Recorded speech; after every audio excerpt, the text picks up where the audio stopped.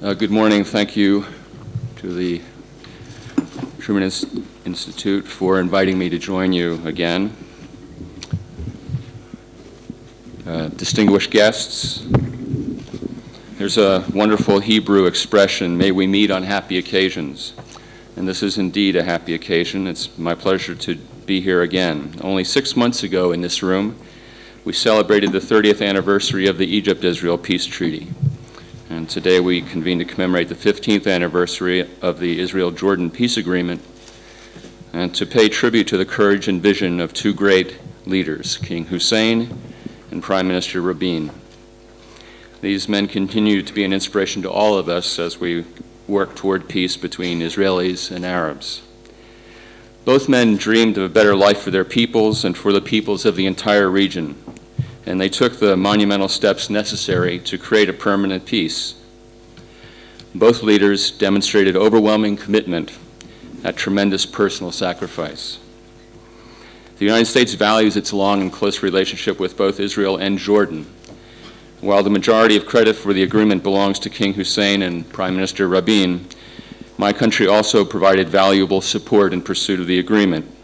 After 2 years of discussions in Washington, Israelis and Jordanians, King Hussein and Prime Minister Rabin, reached a common agenda in September 1993, and in July 1994 signed the Washington Declaration with President Clinton as a witness.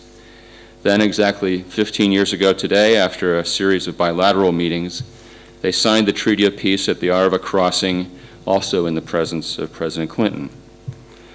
Ambassador Sam Lewis noted that no other major power in history has expended so much diplomatic effort over so many decades to try to mediate peace among foreign nations as has the United States. The United States took some very practical steps to create the condition in which peacemaking could prosper. We worked with Jordan on debt relief, helped with military modernization, and assisted Jordan in international trade.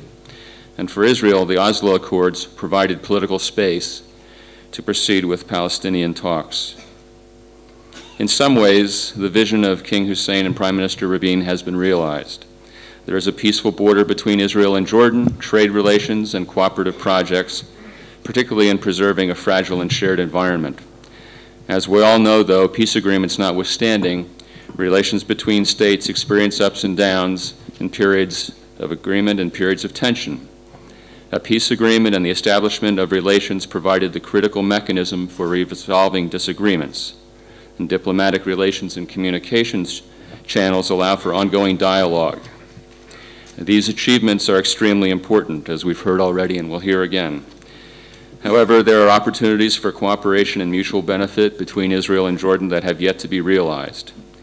We hope and trust the relationship will continue to develop, including in the context of progress towards resolving the Israeli-Palestinian conflict. President Obama met with King Abdullah and Foreign Minister Judah in recent months. The President used the opportunity to express his appreciation for Jordan's leadership in working with other Arab states to support peace with deeds as well as with words. The President and the King agreed on the need to launch Israeli-Palestinian negotiations as soon as possible. And President Obama underscored his strong support for Jordan's efforts to work with other Arab states to reach out to Israel and to make gestures that would demonstrate the meaning of the Arab Peace Initiative. Then, of course, the President subsequently met with Prime Minister Netanyahu and President Abbas together in New York only a month ago. The administration is determined to get negotiations restarted as soon as possible. As you know, this was the first meeting between Israelis and Palestinians at this level in nearly a year. And even 10 months ago, such a meeting did not seem possible. Less than a week before President Obama took office, conflict was raging in Gaza and southern Israel, causing deep suffering on both sides. Therefore, the meeting in New York was an important step in publicly reconfirming that both parties share the goal of a two-state solution and of comprehensive peace, and the United States remains committed to helping them get there. In his meeting with Prime Minister Netanyahu and President Abbas, President Obama noted that it's difficult to disentangle ourselves from history, but we must do so. He also emphasized that all must take risks for peace. I'd point again to the examples of both the Israeli-Egyptian and the Israeli-Jordanian agreements. No agreement comes without pain and without cost, but these two treaties demonstrate the enormous value and benefits to be gained over the long run. We've made clear to our friends that neither side should hold out for the perfect formula. The issues at hand can only be resolved through direct negotiations, and the President would like them to start as soon as possible without preconditions.